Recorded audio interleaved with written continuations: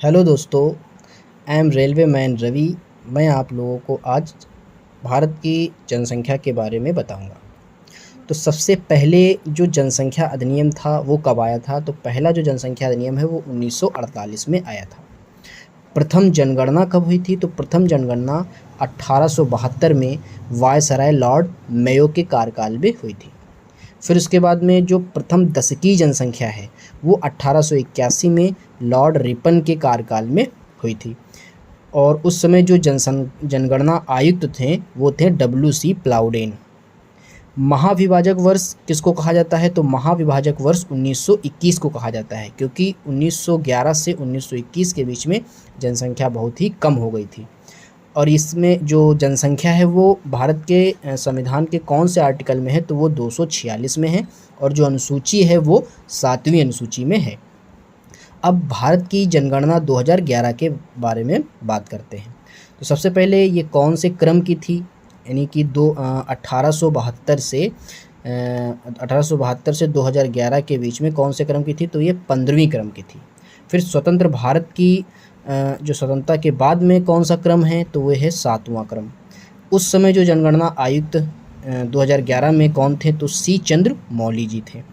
फिर दशकीय वृद्धि यानी 2011 में जो दशकीय वृद्धि आई 2001 से 2011 में, तो वो 17.7% आई। और 2011 में कितने मेल जनसंख्या थी और कितनी फीमेल जनसंख्या थी? 2011 में जो मेल जनसंख्या थी वो 51.47% थी और जो फीमेल जनसंख्या थी वो 48.53% थी। फिर उसके बाद में क्षेत्रफल की दृष्टि से बात कर लेते हैं। क्षेत्रफल की दृष्टि से जो सबसे बड़ा स्टेट कौन सा है, सबसे मिनिमम स्टेट कौन सा है, सबसे बड़ा यूटी कौन सा है, सबसे मिनिमम यूटी कौन सा है? तो क्षेत्रफल की दृष्टि से जो सबसे मैक्सिमम है स्टेट में वो है राजस्थान। दूसरे नंबर पे MP आता है, तीसरे पे महाराष्ट्र और चौथे पे उत्तर प्रदेश आ जाता है। स्टेट में मिनिमम जो है, जो सबसे मिनिमम क्षेत्रफल है वो किसका है? वो है गोवा का। उसी प्रकार यूनियन टेरिटरी की बात कर लेते हैं, केंद्र शासित प्रदेश की। जो सबसे मैक्सिमम एरिया है केंद्र शासित प्रदेश में वो है लद्दाख का, और सबसे मिनिमम जो एरिया है वो है लक्षद्वीप का। फिर उसके बाद में जनसंख्या की दृष्टि से बात करते हैं। जनसंख्या की दृष्टि से जो सबसे ज़्यादा जनसंख्या वाले राज्य कौन से हैं, सबसे कम जनसंख्या वाले राज्य कौन से हैं, सबसे ज़्यादा सबसे ज़्यादा जनसंख्या वाला यूटी कौन सा है, सबसे मिनिमम जनसंख्या वाला यूटी कौन सा है? तो जो सबसे ज़्यादा स्टेट में मैक्सिमम है वो है यूपी की जनसंख्या 16.51%। उसके बाद में महाराष्ट्र, फिर उसके बाद में बिहार, फिर उसके बाद में पश्चिम बंगाल। मिनिमम की बात करते हैं तो मिनिमम में सबसे मिनिमम है सिक्किम का, फिर मिज़ोरम, फिर अरुणाचल प्रदेश, फिर उसके बाद में गोवा। उसी प्रकार जो मैक्सिमम जनसंख्या यूटी में बात करेंगे तो सबसे ज़्यादा जो केंद्र शासित प्रदेश है जनसंख्या वाला वो है दिल्ली। मिनिमम जो जनसंख्या वाला केंद्र शासित प्रदेश है वो है लक्षद्वीप। फिर उसके बाद में बात करेंगे दशकीय वृद्धि। अब दशकीय वृद्धि में जो मैक्सिमम और मिनिमम की बात करेंगे। दशकीय वृद्धि जो मैक्सिमम है मेघालय की 27.9%, सबसे ज़्यादा मेघालय में वृद्धि हुई।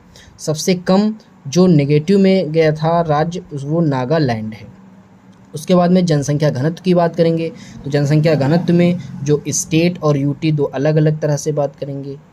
ठीक, स्टेट है तो जो मैक्सिमम जनसंख्या घनत्व वाला स्टेट कौन सा है और मिनिमम जनसंख्या घनत्व वाला स्टेट कौन सा है? तो मैक्सिमम जनसंख्या घनत्व वाला जो स्टेट है वो है बिहार। मिनिमम जनसंख्या घनत्व वाला जो स्टेट है वो है अरुणाचल प्रदेश। उसी प्रकार यूटी में बात करेंगे, मैक्सिमम यूटी वाला, मैक्सिमम जनसंख्या घनत्व वाला यूटी कौन सा है और मिनिमम जनसंख्या घनत्व वाला यूटी कौन है? मैक्सिमम में दिल्ली आ जाता है और जो मिनिमम है उसमें लक्षद्वीप। फिर उसके बाद में हम लोग लिंगानुपात के बारे में बात करेंगे। तो जो ओवरऑल जो इंडिया का लिंगानुपात था वो 943:1000, यानी 943 महिलाएं और 1000 पुरुष, 1000 पुरुष पर 943 महिलाएं थीं। अब लिंगानुपात जो मैक्सिमम है वो केरल का था और जो मिनिमम जो था वो हरियाणा का था। केरल का 1084 था और हरियाणा का 879 था। बाल लिंगानुपात में जो मैक्सिमम अरुणाचल प्रदेश है और जो मिनिमम है वो हरियाणा का है। यानी लिंगानुपात चाहे पुरुष जो एडल्ट का हो या बाल का हो, दोनों में जो मिनिमम है वो हरियाणा का ही है।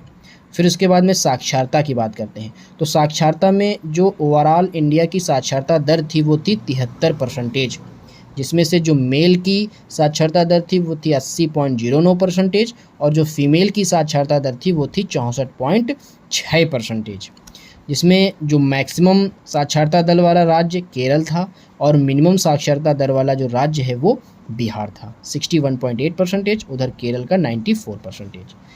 अब ग्रामीण जनसंख्या की बात करते हैं तो ग्रामीण जनसंख्या में जो मैक्सिमम सबसे ज़्यादा ग्रामीण जनसंख्या कहाँ रहती है तो वो हिमाचल प्रदेश में, और मिनिमम ग्रामीण जनसंख्या कहाँ रहती है वो है सिक्किम में, ये प्रतिशत के हिसाब से।